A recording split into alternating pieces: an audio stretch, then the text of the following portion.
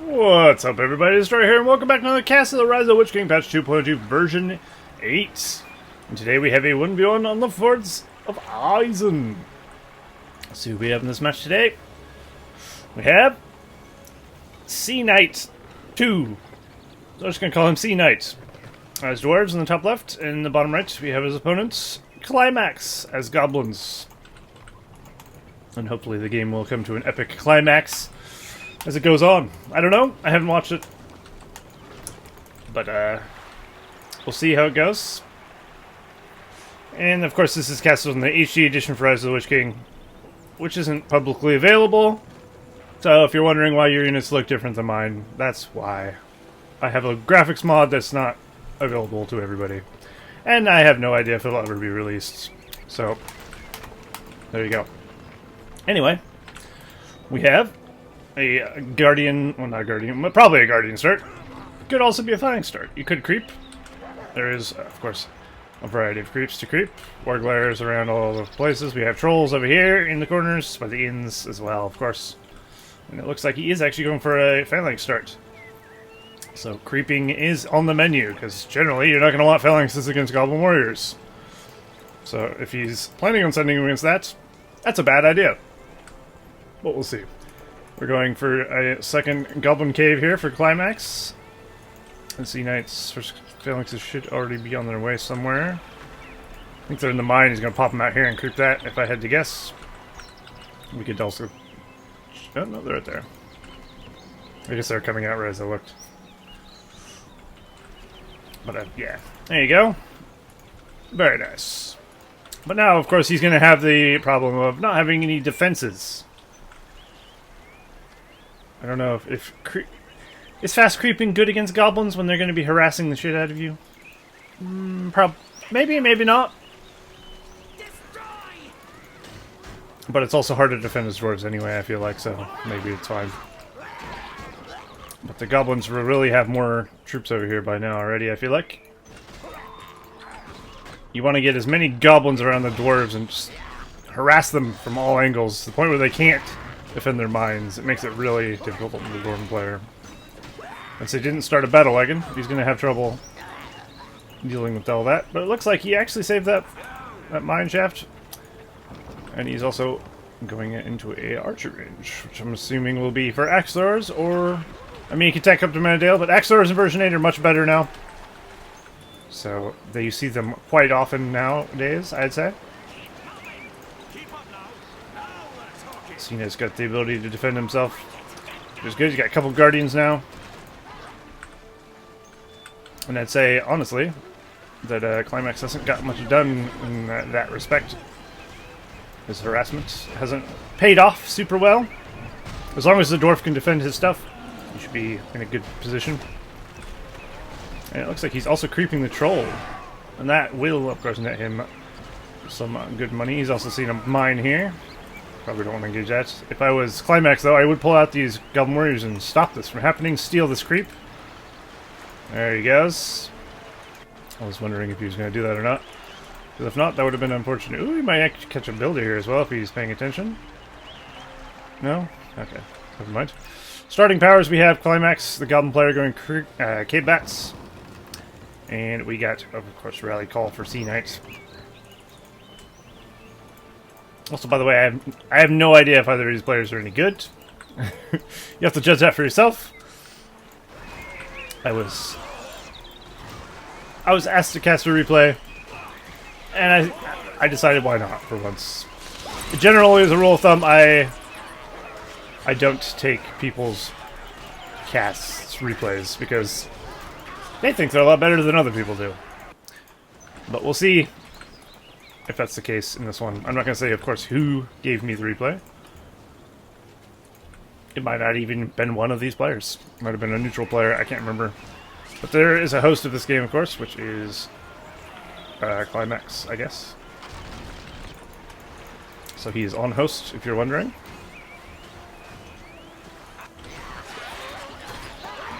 Dwarf clumps are going to be a bit tricky to break down with these axe throwers in the back there. They deal very nicely with Goblin Warriors. So far, I'd say SeaKnight is doing pretty well. We do have some Spider Riders making an appearance, though, from Climax. And that's going to spice things up a bit, as they're going to deal massive amounts of damage to these XRs and the Guardians alike. And he doesn't have much in the way of phalanxes to stop these tramples from happening. It's a very nice pickup here from Climax. I'm assuming the Dwarfs got the creep, but I have no idea. I wasn't watching. We're just going to say he probably might have. Maybe. Potentially. So, of course, we have a spider pit level 2 there. He's still going off 2 caves. Seems to be doing the trick, I suppose. I don't see much in the way on the map for Dwarf, but they're all in the mine, of course, which is why he has a fairly decent army, but it's only going to be in one position. Climax can take advantage of this, of course, and start harassing him on all fronts. He's got some idle Spider Riders here. He should really, like, move them. There you go. Never want to have just troops sitting around doing nothing when there's fighting to be done. But, you know, people's micro is only as good as their micro. Wiser words have never been said. In fact, I think those words should never have been said. It sounds stupid. Anyway, more Spider Riders, more Goblin Warriors. So far we have no heroes for either faction. Brand is... I don't rate Brand against Goblins, personally. He can be good. He's good against Spider Riders. Excellent. At this point, I think he would be good for Spider Rider control. But he's not generally very good against Goblin Warriors, fam, I feel like. Because, of course, he's just single targeting, and he dies very rapidly if he gets swarmed down. But I think he'd be very useful for Spider Riders. As long as he has an army to support Brand, he'd be doing very good. I wouldn't see why you wouldn't want one. But he might want to... I don't know. You could get a battle wagon. If you get a battle wagon with a banner on it, he could, of course, buff his army and push forward with that, trying to keep it away from Lings and Spider Riders, which I think you should be able to do with an army this size, as long as you're microing it properly. But he's off host, so maybe it might be difficult. You could, of course, just put your battle wagon in whole ground stance and just sit it behind your army, as a lot of players do. It's just a buff, but he hasn't spec'd into that, so he's not looking to do any of that nonsense. And fair enough. He's also claimed the inn and hasn't made any hobbits, which is fair because I don't know if they're any use here, really. But at least he knows that the enemy is not spamming out Corsairs of Umbar from the inn. There's also a creep down here that could be taken, if he so desires. We have an Azog for Climax. So he has gotten the first hero. But now he's going to have to fend off quite a juicy Dwarven army here. He only has one phalanx. He's going to have to be careful with that. One phalanx. He's got it right in the middle of his army, though, which is pretty good. Oh. Just to the bottom of the map. Lol. Yeah, that's what I was worried about. This is not how you want to use your Spider Riders, by the way. You never want them just stopping and fighting like that against a big army. They're just going to drop like flies. They have very light armor. Not a lot of health. But very good trample damage. Trampling definitely the way to go with them. And Climax expanding over here, expanding his tunnel system. I think some dwarves just got pulled out here. There we go. SeaKnight spread a little clump of dwarves there. We'll see how well they hold out. Should really put his phalanxes in porcupine formation to hold this line a bit better, while his Xors do the damage. Looks like this army was cleaned up, though. So that's a win for Climax, I suppose. I'd definitely say a lot more was lost in Dwarven lives than was money-wise than Goblins. Azog almost lost his life, though. But he was gaining money from just having Azog there, which is also useful. Which is going to help Climax's eco get a little bit of a boost. He has gone for all 3 of his 5 power points. He's at about 300 of 800 command points. SeaKnight has just got his Dwarven Wrenches, of course, which is now... It works like industry. You just cast it on your mine, and it gives you 200% output in version 8. If you want to remember, that was changed from version 7. There you go. We got rebuild, of course, in Rally Call and PowerPoint 150-ish of 600 command points for him. So I'd say the Dwarven Wrench is definitely going to help SeaKnight, but I'd say overall, PowerPoint-wise, Climax is in the lead there, I'd say. If my basic rudimentary math is correct, which it probably isn't. It never is. Math wasn't my strong suit. Oh no. SeaKnight's about to lose a builder. Ripperoni and pepperonis. Feels builder man. We have a tower being thrown up here from Climax. Solidifying his position over here. I'm not sure why he's throwing Goblin Warriors to the death against the troll, but, you know, to each their own.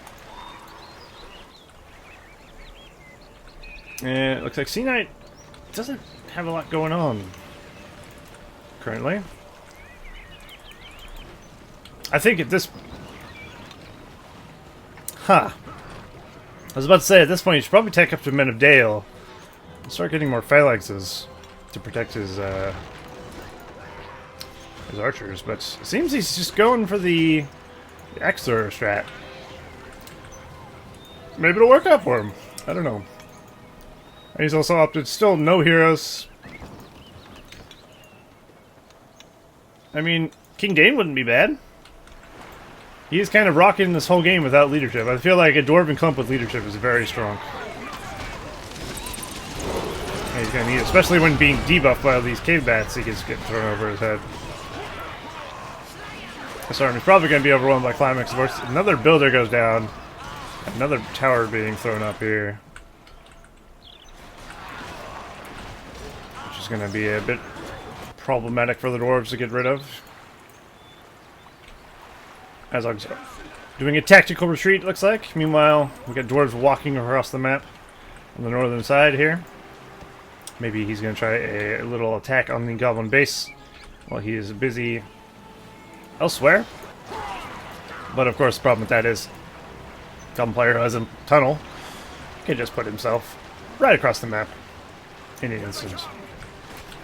It's kind of a little harder for a Goblin player who's paying attention, at least, to be surprised as much and not be able to react in time. Unless he doesn't have a close mine shaft, of course. Climax have summoned the Wildmen of Dunlands. It's going to be a bit brutal there, and we have a little bit of a skirmish in the middle. Natural Swordsman definitely helping out. I don't know if I put him in hold. I probably wouldn't put him in aggressive stance if I was him. But maybe, whatever. Oh man, Spider Riders. When there's just no pike to stop them, they do so well. A lot of times you can just go mass Spider Riders and do really well because they're just really good. They have the ability to go into bow mode, which is most excellent. But I gotta say, it's not looking good for SeaKnight. At this point, he does have his little excursion force in here, but I don't think it's going to get much done. And the Goblins are going to swarm over them. And they love swarming. Believe you me. This might be a short match.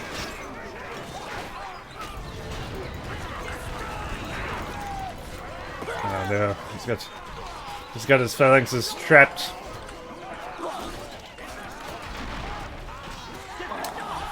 I think SeaKnight's made a few errors in this game that probably could have avoided mass death. He has got the Men of Dale summon though, which is pretty cool. They now come with fire arrows, heavy armor, and they come with black arrows because they're 15-point power. In version 7, I believe they were 10. But of course, these two swapped. So now, in order to make them worthy of being a 15-point power, they had to have some sort of buff. So they get the black arrows, which are very strong, as we all know. And they're just fully upgraded archer support. He needs to make use of these archers while they still exist. Also needs to get his probably his mines back in order there. He's at 550. The enemy Climax here is at 900. He's also got Darkness waiting to go. Does he have Scavenger? I guess he doesn't need Scavenger, he has Azog. That's the nice thing about it. Goblins. You can avoid going Scavenger as long as you keep your Azog in combat areas. It'll be netting you money for it kills, because it doesn't stack with Scavenger, so there's no point in getting both. Unless you lose your Azog first. Here we go. The battle of our time. We'll see how it goes. If I'm betting man, I'd say the Dwarves are going to lose this one. The Men of Dale will eventually despawn. At least he's put the auto-cast Black Arrows on. That's what I would do too. At least on one of them he did. Unless you want to manually target them, of course. You're going to want to use them on like the half trolls to do as much damage as possible. But it's a lot of micro. Especially when he's having to do other things. He's probably just letting them do the thing. But it looks like even with the darkness, the goblins have been cleared up here pretty nicely. Because of the Men of Dale. But they're about to poof here. I'll leave like 1 battalion, 2 battalions of XRs. Which, I mean, is something, I guess. There's a single phalanx and a few battalions, or a few single units of guardians there. Okay, so that went pretty well for the dwarf. SeaKnight needs to capitalize on this advantage here. He really needs to tech off of Axors. I mean, it works, but it also doesn't. Men of Dale are much more effective at killing, well, anything, except for structures, of course. They got more range, they got more damage, they got the black arrows, which are very strong. And he's had plenty of time to upgrade this. So I feel like he probably should. At least he's got 2 barracks though, so he's able to put out twice the amount of troops. Staying on 1 barrack too long can be, of course, a terrible idea. Now goes on another mine shaft. They need to take out this mine shaft here. I don't think Climax knows there's one with dwarven riches on it. Goblins are still benefiting from darkness, of course. Which, of course, if you didn't know, is 33% damage and armor. But it stacks with buffs, leaderships, and other spells. So, I mean, it stacks with war chance. Can land, etc. Which is very good. A little bit of tower creep there. Climax is definitely going to want to get rid of that. Not Climax, the other guy. SeaKnight. I mean, Climax probably should get rid of that so he can save his builder's life, but I don't think that's going to happen. Down goes the builder. A little bit of XD for him. Unfortunate. Okay, well, I thought this game was going to be over when the Dwarves got pushed in their base, but the Men of Dale pushed it back. But I feel like it's starting to swing back into the Goblins' favor again, because the Dwarves are just really not capitalizing on their pushes. And he's...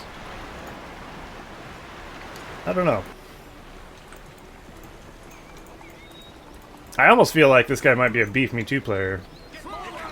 Just by the way I've watched him play so far. Heavy emphasis on the starting creeping is a big BFME2 thing. And maybe Axors are very good in BFME2, I don't know. I mean, they're very good in this as well, but... Also, I still think Bran would have been a good idea by now. He would have helped with these clumps of half-trolls and spider riders. Look at a big clump of guys not doing much there. But it looks like the majority of the base is going to go down for SeaKnight, and that's probably going to be GG. I can't see how he could possibly recover from that. He is doing a little of a push here, but I mean, when your base is gone and your army's diminished, not a whole lot going to happen. But he has summoned the Dwarven Citadel. He actually got a 25-point power. Got a Watcher as an answer there. 15-point power, of course. I didn't actually think he was near 25-point power. And of course, the cool thing about that is it comes with a mighty catapult. Ooh, deadly. Well, I shut down the Goblin Caves. Was that the best target for it? I don't know. Would it kill a level 2 spider pit? I have no idea. I think maybe shutting down the... I don't think it matters. I don't think it... It does count as a fort, though, doesn't it? So even if he loses his original fortress, it's still... You still cast powers? I could be wrong on that, but you can build heroes and builders from there, at least. I guess we'll find out. Oh, you went for the oil casks. Fascinating. I took care of all the wildmen of Dunlin there. And the half-trolls are going to be cleaned up by the X-Stars. Azog's the only thing remaining over here. He knows he's not in a good way. He's going to get out of there. Take his ass back to Goblin Town. Just Garrett, a Hall's expansion. Interesting choice when you have no things to garrison. Why would you build a Hall expansion when you have no units there? I think he realized maybe he built the wrong thing. King Dane! I mean, better late than never, I guess. I think King Dane would have been huge early on with his leadership. But, you know. Strange he decides to build him at the end of what I would assume is the end of the game, at least. He can recover. His fort is still alive. He's still got builders. He's still got mines. It is possible for SeaKnight could pull this game back. And he, of course, still has a citadel in the enemy base. You can get this catapult there. Maybe you can reach the fort? I would have made this a catapult expansion, personally. And then you can start firing upon the enemy base with just a base siege weapon. Hopefully he remembers to put this in an aggressive stance. You do, of course, need to put your catapults in aggressive stance to get the most range out of them. So I believe they get a 10% bonus in the range. They die a little easier, just like, you know, everything else. An aggressive stance. But it looks like he has not perhaps remembered to do so. So maybe it won't reach the fort because of it. Yeah, I think he could probably reach... Man, that might still be too far. I have no idea. He should have summoned it a little closer so he could have used that. Guess it was probably a panic mode, Citadel, to be honest. It was in a bad way. He's still in a bad way. And honestly, Darkness Goblins with their half-trolls. If he gets a few half-trolls of Darkness and like some buffs, they're gonna take his fort. Oil casks or not, they're gonna live through it. I think Tan Land and Darkness hold ground stance. These half-trolls would take very little damage against an oil cask. And of course he could use his ability Charge as well to get a buff.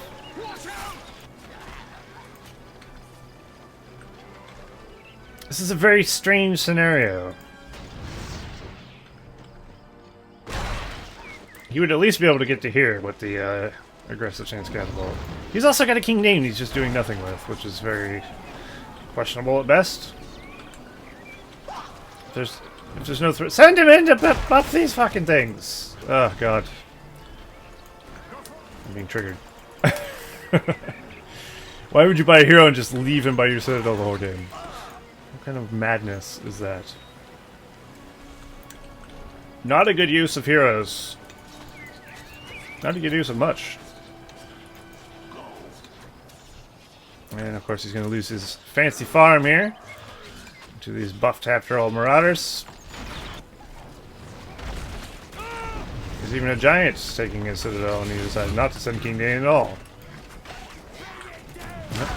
Better late than never, but whatever. He could have gotten a lot of damage done with this. Also, if he could have sent some reinforcements in. I don't think he has any mines over here, though. He just went fairly close to here. Oh, he's going for the undermine attack. Maybe that's why he didn't want to risk his Dane, but I think he still could have used him. Oh, if he takes the fort here, very nice. Okay, it's not doing a lot of damage. He really should have dealt with this giant with the Men of Dale summon before, because it's going to do a lot of damage to his clumps. I think this is actually not... It might not be enough to take this fortress. This giant sentry expansion thing is doing your work. He's completely underestimated it. And also the Spiderling expansion. Chewing his way through. SeaKnight has made a terrible error here. That was maybe not well planned out. And he's going to lose his fort here. Or maybe not. Because, you know. Oh, Azog's there. Very nice. The fortress does go down. Let me just check. You can still use your powers while Citadel's active. Awesome. That's what I thought. I just couldn't remember. And in comes Balrog of Morgoth. Very nice. Should probably ignite the Balrog though. There you go. Oh, I love a good Balrog, I do. Such a cool model. Easily the coolest model in the game. So badass. That's going to leave SeaKnight with pretty much nothing.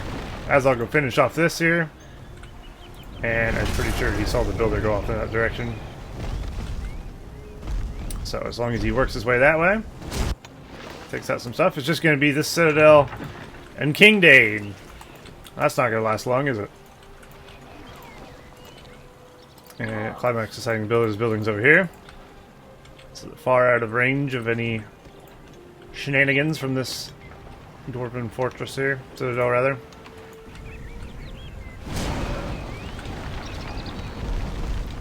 No, don't leave the builder. Give him the whip! Whip him! Yeah! I don't know why he stopped. I guess he wanted the whip. Kinky dwarf. Alright, so it's just this. I think we all know how this is going to end. Painfully. Any hope the dwarf had is very gone.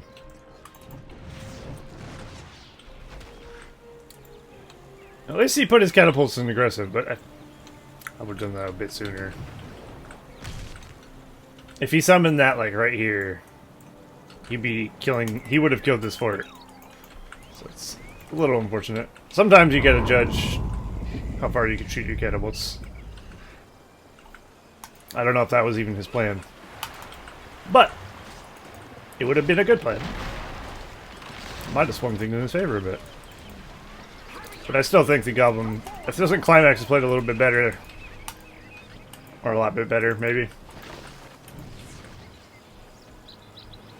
I think at this point it's just how long is it going to take for the Goblin player to actually kill this? So I'm just going to fast forward a bit. Because I don't think we're going to see anything super exciting at this point. If we do, that's just because the players are stalling.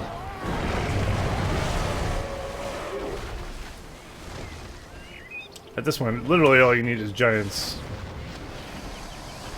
You're doing pretty good damage here.